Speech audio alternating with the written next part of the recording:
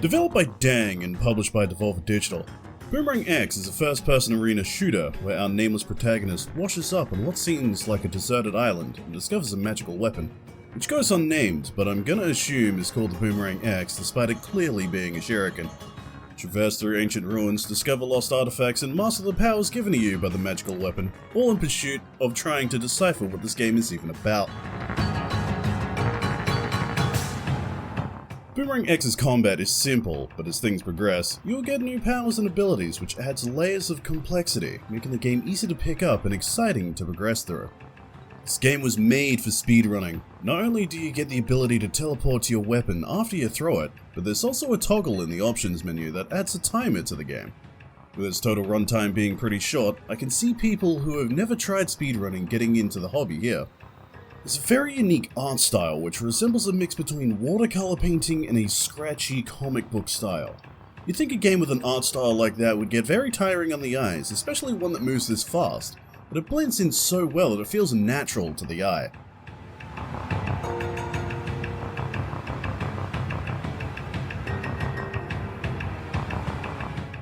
Boomerang X clearly wanted to have a larger story, but for one reason or another, this didn't come to fruition. While there is just one single NPC in the game, all they really do is talk about the world rather than anything that retains to the plot, so it's up to the player to piece it together through observing context clues from the world. Yes, some games like Dark Souls have stories that are told like this, and are loved because of it. But games like Dark Souls tend to have a frame of reference for things to connect back to, while Boomerang X doesn't.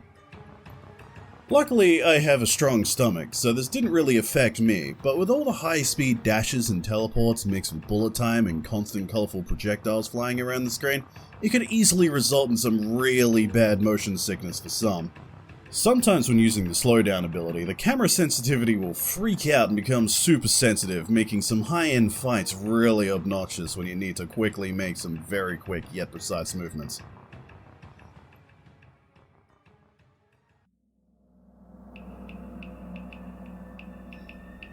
While Boomerang X does have a few minor issues, in the end the positives massively outweigh the negatives. The gameplay is incredibly satisfying, the graphics are beautiful, and the combat is both simple to pick up yet complex enough to leave people wanting more. If you're a fan of fast-paced combat, maybe consider adding this to your digital shelf. Thank you everyone for watching. If you like this video, please consider liking, commenting and subscribing. We also have a Patreon if you'd like to support us even further, where for just $1 per month, you can get our fortnightly podcast 2 days early.